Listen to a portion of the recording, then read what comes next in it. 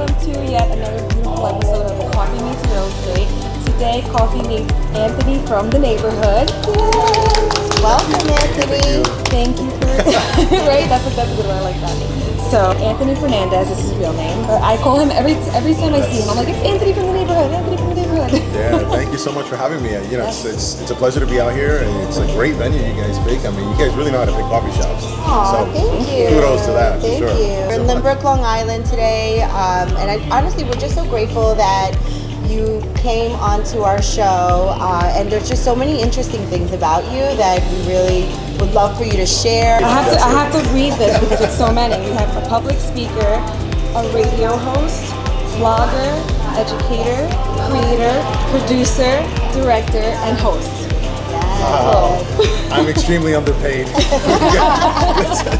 Let's just say that. So, you know, you live in this fear of being unemployed every single day and figuring out your craft, and I think that's a natural journey for everyone. And at times, really, you're your best resource to put things together. You know, look what you guys are doing. This is living testament. 100%. Yeah. So you talk a little bit on your bio about a VHS recorder, and I seriously cannot help but think of get nostalgic about VHS camcorders. Well, let's define VHS, right? Because you got guys who were born in 2000, right? And they're doing real estate. Oh, so. I know what VHS is. Trust me. Video home system, right? Video home system. This was before DVD. This is obviously something that we had at home. It's like these big cassettes, right? And you pop them in and watch videos. And yeah, I had one of those. I had the camcorder that was like this, not like Nick. Nick is a little fancy, but it was one of these. And I was, 8, 9 years old, carrying this thing around with the little black and white viewfinder. So I walk around like Cyclops, right? Nice. The technology on those things were something else out of this world. When you first saw one of those, it did not make sense. No. So you've had a passion for this your whole life, pretty much. Yeah, but I forgot about it. So I forgot about it, and what happened was I'm kind of sitting there one day, and I get reminded of that, and plus playing around with the radio. I used to play music, and when the music would go, boombox? Yeah, with the boombox, and the deck, the tape deck. By the way, these were other tapes, right? So you had the tape deck, and I would stop the music and then just use my voice and act like I was a DJ. Oh my God. Yeah, do my little show, and then I put the music back again. So you've had this since you were little, that's one of those stories. I love it. We used to do little movies at home. We used to produce them, and it was me, my brother, and we would act, and we would put sheets on our head and do a haunted film. You produced as well. So you're like, okay, you're going to be doing this, and you're going to be doing that. Yep, I like it. And so my brother was taking the VHS, and he was actually converting them over to MP4s. Okay. Digital files. And June, July, pandemic, right? So I'm sitting there what am I? Who am I? What kind of difference am I making in people's lives? This role that I have in my profession, what does it really mean? Right. And my brother was converting these things, and he's like, you've always done this. You've always done this. And I'm like, oh man, that's true. And I'm sitting there these home movies, by the way, which were productions. We were throwing water.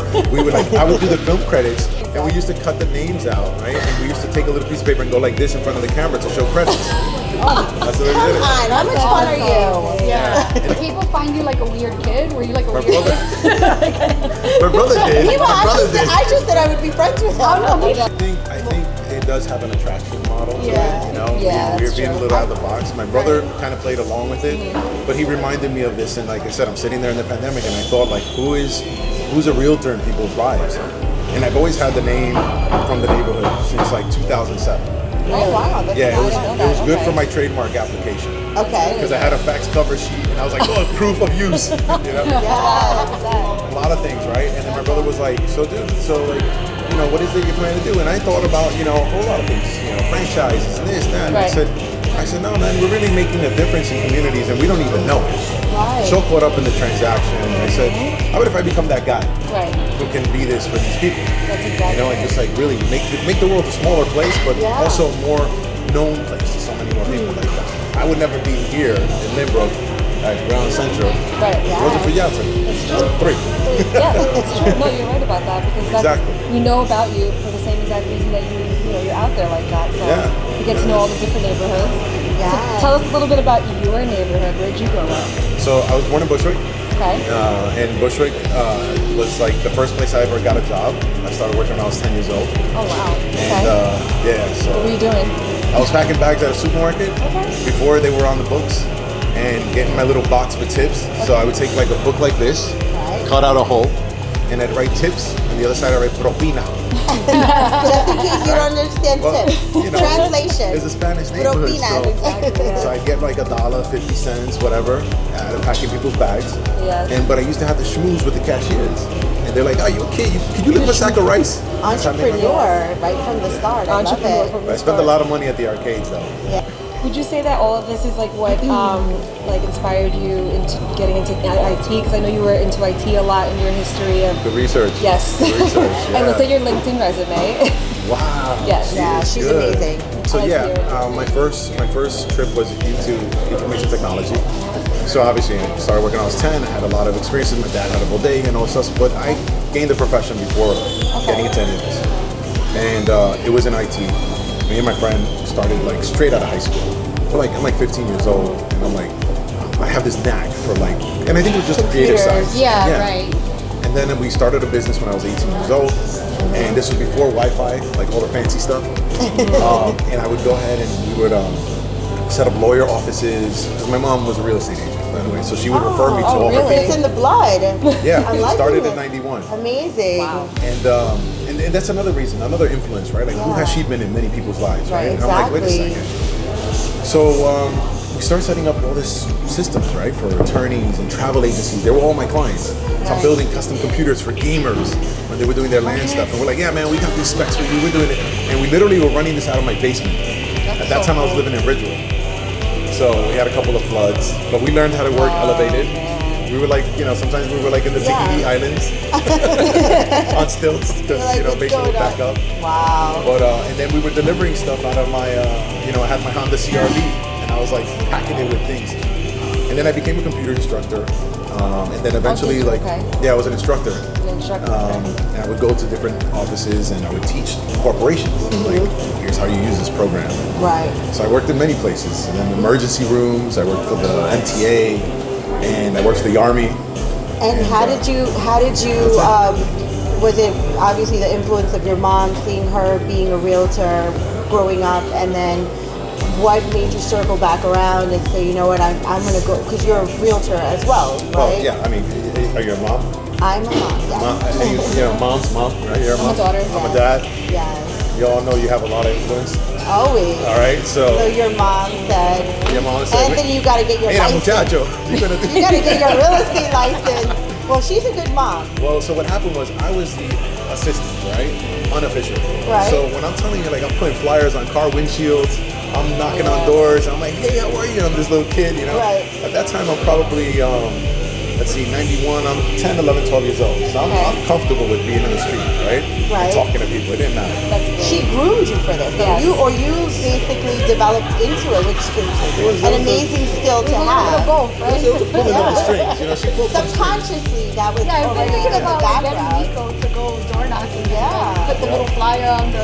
This is a skill set that a lot of the younger generation has to develop more Yeah, because of not that I'm against social media. I think it's amazing. It's an amazing platform to do business, but we never want to lose that his way of doing it, his way of growing up. That is like if you have children that are younger, definitely encourage that because they will be very different than the rest of their peers if they have that instilled in them. It's a trip, I'm going to just add this one thing. She used to deport me to the Dominican Republic. Every summer? Every summer for 3 Definitely months. Dominican. And it was no luxury. The lights would go out all the time. We used to use an outhouse. You had to go fetch your water with a pail. It humbles you. And you shower with a cup. Yeah. And like literally like push cows around and all sorts of stuff. So I learned for 3 months you live that life. And So you're Dominican. as close as I could get being born here, I guess. Yeah. As close as Love could it. get. So you were born here. Yeah, and it does give you that appreciation. Not just a click on an app and boom, you get it. Yes. And it's good. Well, you know what it is. Even though technology is advancing and it's a beautiful thing, it's a great tool that we're all going to have. And and should adjust to. But you're still gonna more than likely when you're doing sales, you know, it's important to have that personable connection face to face, because I've met a lot of people online, like now through social media, not online, but like through social media. That's okay too, you know. It's totally acceptable. Just staying right in the meeting like that. But through social media, and then I meet them in person, and I'm like, wow, like you're excellent at TikToks, you're excellent at doing all these reels and stuff on the gram or on social media, but then face to face, it's something that needs to be developed. Exactly. But I have an appreciation for people like Anthony. Having a talk show, you are just such a likable guy, and just like I'm at every event. Anytime I mention Anthony's name, everybody knows him. Everybody's got a lot of love. There's not a bad thing to say about you, Anthony. You have such a good soul. Life is hard, so I try not to make it as complicated as it could be. You know what I mean? And things are going to get in the way, and I think that I've always said this, and I said it to my wife when I met her. I was like, look, I want to be as straight up with you as possible, however I can be at that time, because there's limited information I have right now. Well, this is what I am right now. You're in? Great. You're not? Then at least I won you. You know what I mean? And she was game from day one, so that's 19 years ago. God bless. We've been married for 12, but 19 years ago we met. That's amazing. Congratulations on that. That's really like key to life, just try to be like that, even with yourself. It's important to have a supportive partner. It really is. Especially when you're going to do something risky like be an entrepreneur, or really just follow your passion. Because if you don't have a supportive partner that doesn't have that belief in you, it's a lot harder. Yeah, you come clean. When I met her, and I know she's not here, but we're saying good things, babe. When I met her, it was the thing was like at the end of the day, she was traveling the world. She's a celebrity makeup artist. Wow. Right now, she just left to Colombia. And so I was like, we need to have her on the show. Yeah, she's very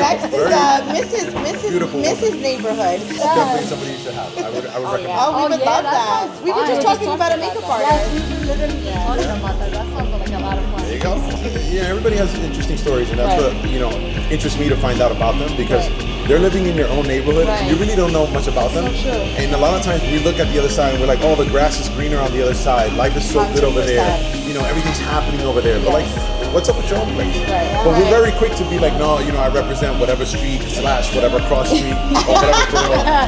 And people are getting hurt for stupid things like that. When at the end of the day, they don't even know what they're standing for when they stand for their neighborhood. And we need to know like who's there and cherish them, because we can't blame things on like the neighborhood shifting in terms of the faces you see. At the end of the day, it was there for you the entire time.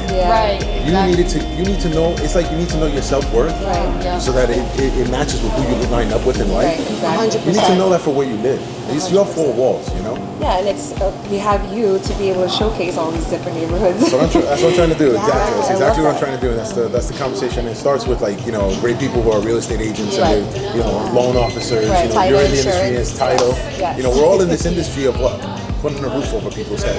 Exactly. Right? Because nobody else is going to get it done better than us. We can't expect no bailout to fix that. Exactly. With public speaking, because you've served as like a moderator, a host for big companies like Fox 5, and you. Well, that was a blessing. They discovered me, and they were like, they wanted to know more about Queens, and I was like, yeah, I can take you on a ride. That was a blessing. Really cool, and you've done even NARA events and Lab Me, a lot of different things. So, but I did feel like there was always a message to be said. And I would try to plug it in whenever I could. So what would be like the best advice you would give for all of us who get nervous about like having to get in front of people and like get shy? What would be your best advice? I'll tell you what works. I'll tell you what works for me is that, first of all, and I'm gonna quote somebody who's a big deal in my life, who I've met a few times in person. Fat Joe.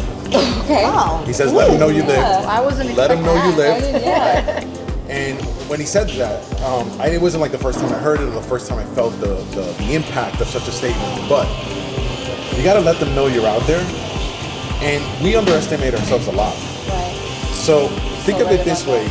If you have to say something out there, then you're doing a disservice or robbing from the world if you don't put it out there. Your story, your testimony. Yeah, you're robbing from the world. So if you look at it like, hey man, I want to feed hungry people. then you're just gonna say it because you're gonna hate That's a good yourself way if you of go home thinking. and you didn't do it. I'm here to feed all of these hungry people right now. This knowledge, what they need to know right now. You know, like how many things are on the menu here at, Right. at Ground Central, Right. right? Not everybody's gonna order everything. Right. So at the end of the day, you Somebody's just gotta talk about it. put your menu out there. I always had a passion for public speaking, but I get very nervous when I'm in, in front of a group of people. I get nervous. So that was really good to. I do feel And the that you have realness a is talent what- for it. Yeah, Yeah. I like the realness, I think. Yeah. I think that that's exactly what's taking him Yeah. to literally almost he's 200,000 views on Yeah. YouTube. Okay. It's the humility also. That was a weird about that. spike. I don't even know how that worked, but I mean, they got me in the shows. I didn't When go you there. saw the show, Did you're you talking really? Latino Mixx, right? No, Latino he's- Mixx, Latino yeah. Mixx, yeah. yes. So the show wasn't even like something, people ask me, how'd you get on the show? Are you working Right. there? I said, listen, they're giving me distribution, Right. they give me validation, but I got there on sheer talent Exactly. and the passion for what I believe in. I have been in the realm for 17 years, Okay. and I'm the managing director of an office now. Oh, great. So okay. you got a lot of people who Oh, really come in for the nice. therapy conversation. Very nice. So that's what you do now. That's what I wanted to ask you. Now you're a full-time show and Yeah, Managing that's director, basically okay. paying the bills. Yeah. okay. All right. That does, but you have a chance to like, in a sense, extend yourself through these people. Right. So it's kind of like you're trying to like pass this conversation Right. all the way to somebody's kitchen table. Thank you so much for joining the show. Thank you for coming. We really appreciate you coming out here. Yeah, I appreciate it. Thank you guys for inviting me. Amazing. It's a comfy couch and I it just had a feels really great being in this Yeah. bunch here. Yeah, I like Yeah, this. no, It's cool. perfect. Cheers, guys. Cheers. Coffee. Absolutely. Coffee, here's to coffee and Cheers, good everyone. health.